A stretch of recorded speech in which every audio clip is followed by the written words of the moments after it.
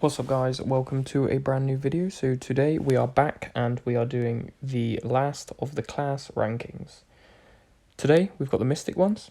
As you can see, we've done the Science, Tech, Skill, Mutant, Cosmic, and now we're on the Mystic. First of all, I hope you all had a great Christmas.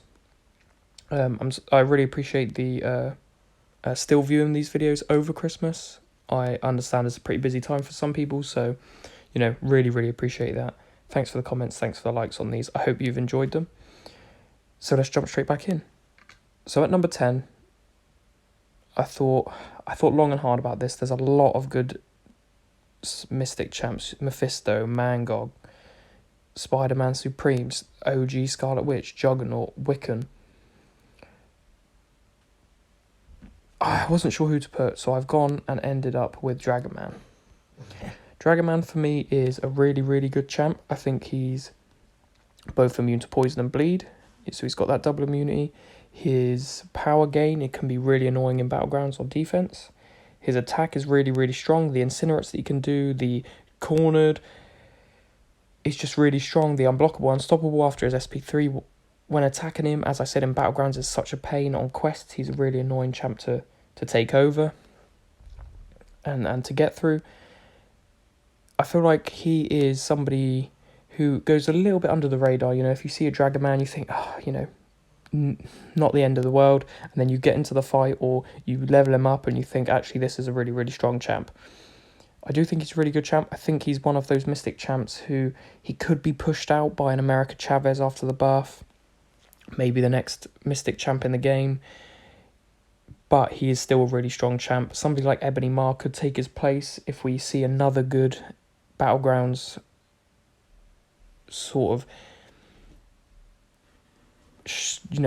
a Battlegrounds fitted to Ebony Maw's strength. He could fit Dragon Man out. But yeah, Dragon Man comes in at number 10. At number 9, I have decided, I was torn between Sigil Witch and Scarlet Witch. I know they're both different champs, but I've gone with Sigil Witch. I understand you do have to pay to get her, so that's why she's a bit low. However, the damage that she can do, the Chaos Surge that she has, the strength she has of taking out Mystics, the all energy damage is really strong. Some of her hits not being physical hits can make it annoying to to parry her.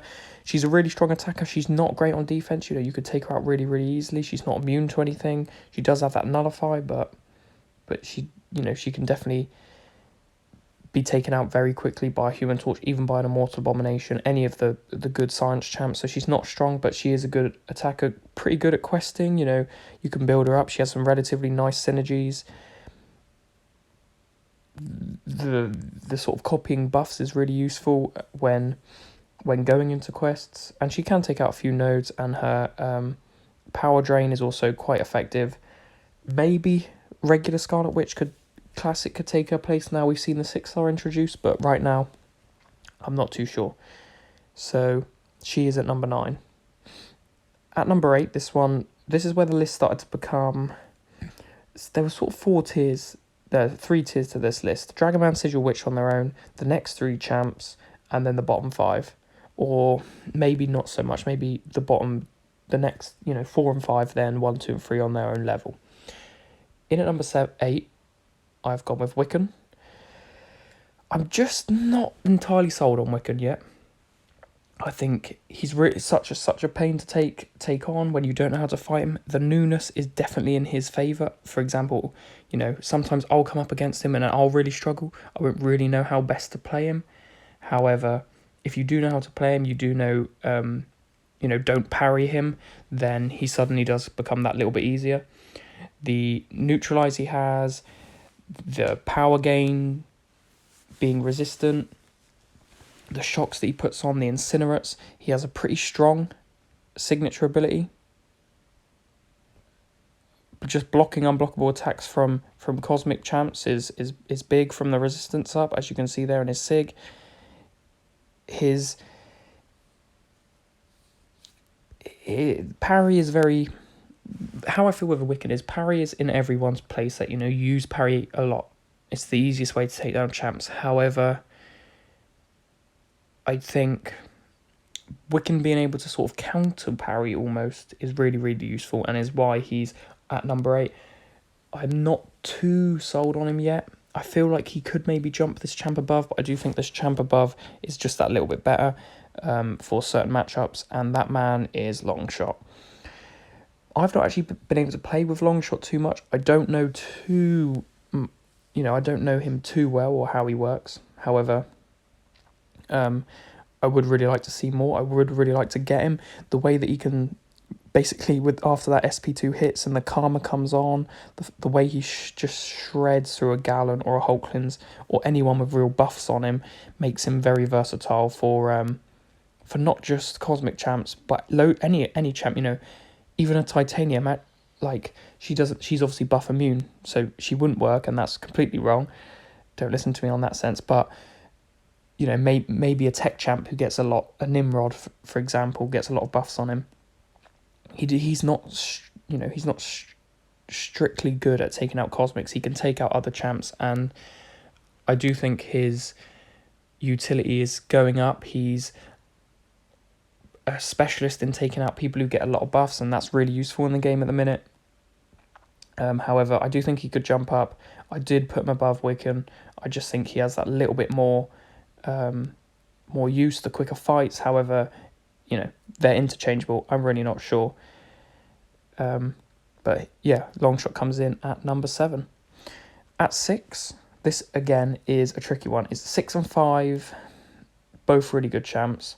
I think in my tier list video I have actually 5 below 6 on 2 different tiers, but I need to alter that because at 6 I have gone with, where if I can see him, there he is, Diablo. Diablo really, really strong. Really, really good against champs who aren't poison immune. However, if you take and you jump in against somebody who is poison immune, does Diablo lose a bit of his, or a large chunk of his damage? Yeah, he does. And that's a fact. He just does lose a lot of his damage. The poison, getting him in that 3-hit combo, medium, stacking those poisons on, they can do so much damage. He's probably one of the quickest champs at putting poison debuffs on. Maybe Immortal Abomination is also there. However, if they're poison immune, as I said, he doesn't really have... He's got that regeneration, which is really, really handy. But I do definitely believe he maybe is a great champ. He really is. Like, there's not loads of poison immune champs in the whole game, but is just below the next champ, because I feel like he drops a little bit of utility when they're poison immune. However, if they're not, he shreds, and he has an argument for being a really good champ. The buff did him amazing. The regeneration he can have is also so strong. Being poison immune is really, really good, or almost poison immune. Don't get me wrong, he's a great champ. But there's nothing really, it might sound like I'm saying bad things about him. He is a really good champ, but he just doesn't beat number 5. At number 5 is a champion that, in all honesty, I can't talk about too much. And that's because I just don't understand him. The Hood is a champion who, I'll fight through Summoner Trials and things like that with my 4-star Hood, and I'll think, wow, he shreds. His heavy attacks do so much damage. I know you have to keep his bullets up. His invisibility can be really, really strong, and the chances of that coming are quite high and can be really useful. He has some okay synergies with different champs. I think if I had a better understanding of him, he could pop up. I feel like 5 is his limit in this class, in my opinion. The next 4... Maybe he could take out number 4. Maybe he could replace them and almost swap positions. However, top 3 he's just not touching. He's a really, really good champ. As I said, having his bullets high is really, really, it's really useful. It's something you've got to keep an eye on. However, they don't go down too quickly, and it's not something that's difficult to manage. However, he is a really good champ.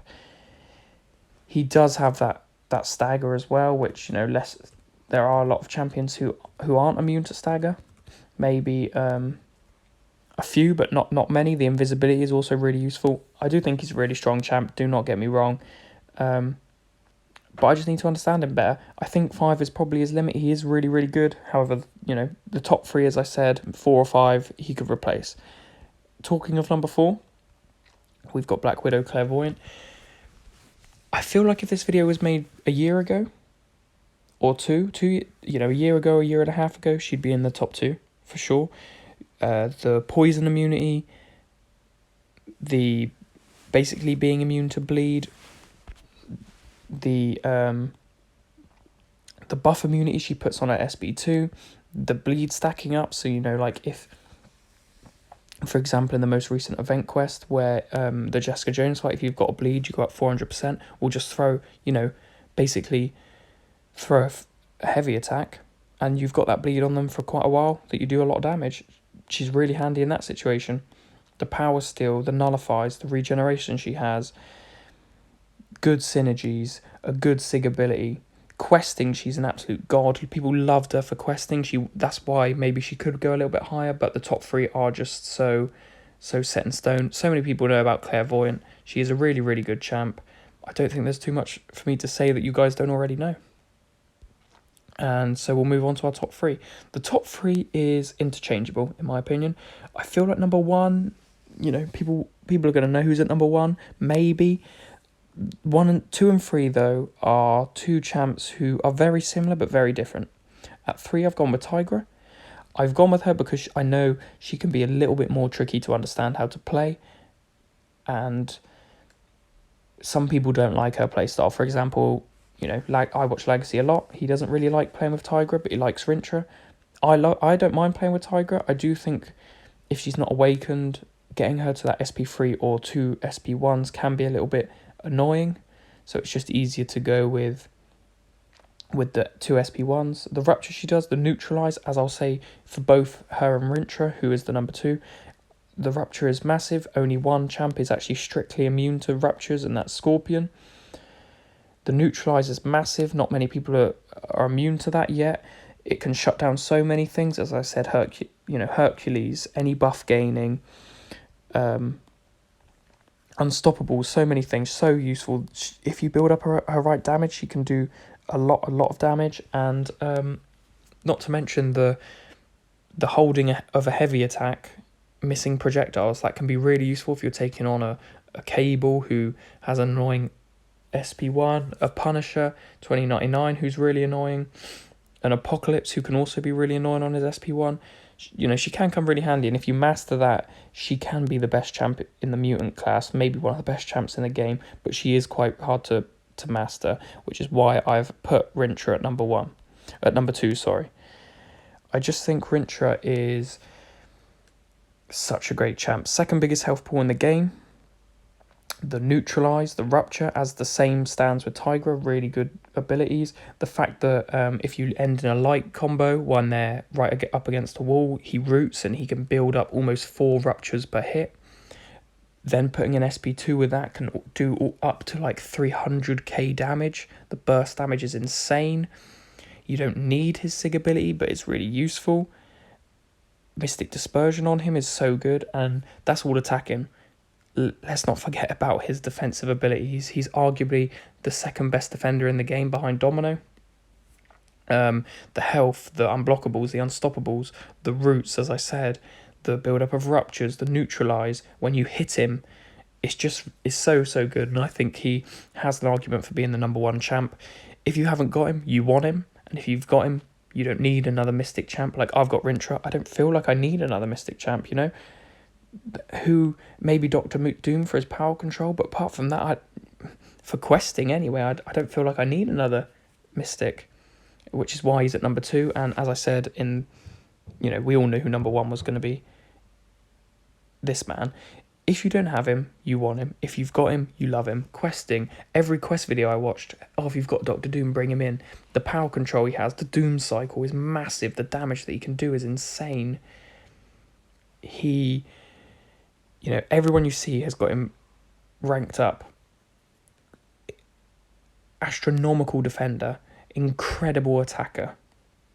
The passive stun, if he's got a shock on the heavy attacks, is incredible. The nullify, incredible. The unblockable on SP1, insane. As I said, the doom cycle, the synergies, the sig ability, mystic dispersion on him is incredible. He just, I'm using incredible so many times because I've run out of words to explain him. He's just really, really good. And everyone knows he's really good, You all knew who was going to be number 1 Mystic coming into this video. Maybe Rintra could nick his spot in a year, 6 months. I don't know. But Doom is just so strong. And when you play him, he feels like the comic Doctor Doom. He feels like he is the all-powerful God Doctor Doom. And that's why I love him. I think he's a really good champ. And he comes in at number 1. That does it for this video, though. That is my Mystic ranking. I hope you guys enjoyed it. If you did, please leave a like, please subscribe. I really appreciate you watching over the Christmas period. I hope you had a great Christmas yesterday and a nice relaxing Boxing Day today. If you have, and you've enjoyed these videos, I hope to see you in tomorrow's sort of overall top 10 champs. As I said in the beginning of every other video, this is only my opinion. If you disagree, leave a comment and we'll discuss it. Thank you very much for watching. See you guys later.